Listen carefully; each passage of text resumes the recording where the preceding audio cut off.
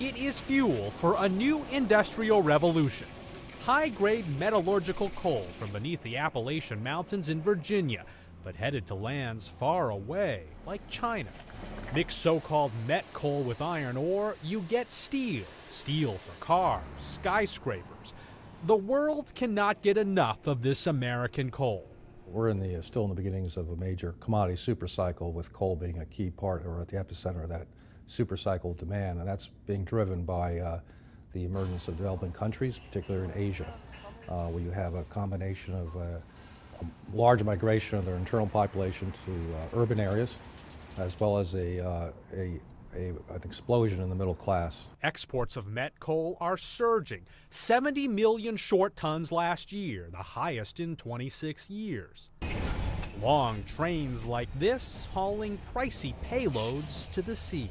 We work very closely with our shipping customers in order to make sure that we get the right coals to be here at the right time, to meet the right boat, and to be dumped in the right blend.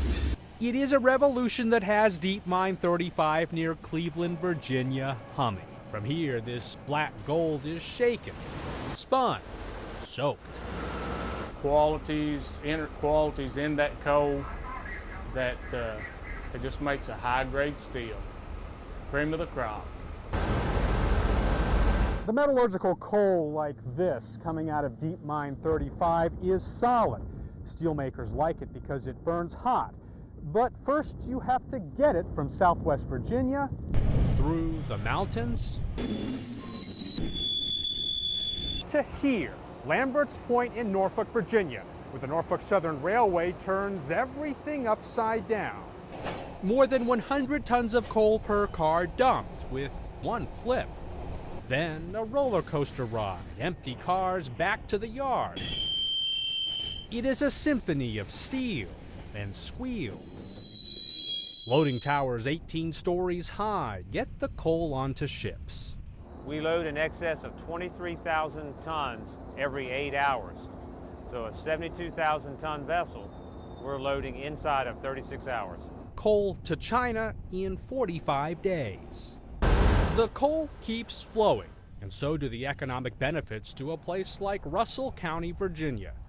I don't know that we would be able to sustain ourselves without those types of jobs. But is there a cost? The mining companies want to take American resources, dig them up, ship them overseas, and have other countries manufacturing goods that we, the Americans, buy here in America. Most of us have a different view, which is that we're manufacturing and producing the good, value-added jobs here in the United States. We're going to get rid of it. At every aspect of its extraction, its distribution, and its burning to create energy, it creates poison. It poisons people, it poisons groundwater, it poisons communities. The industry says handling coal is getting more efficient. In terms of the environmental profile, it's diminishing as at the same time its demand and use is rising. One part of the U.S. coal market is suffering. Mild weather and the low price of natural gas is crumbling demand for thermal coal, burned to make power. Not so for met coal. This is the good stuff, and a new industrial revolution oceans away needs it. Lee Powell, The Associated Press, Norfolk, Virginia.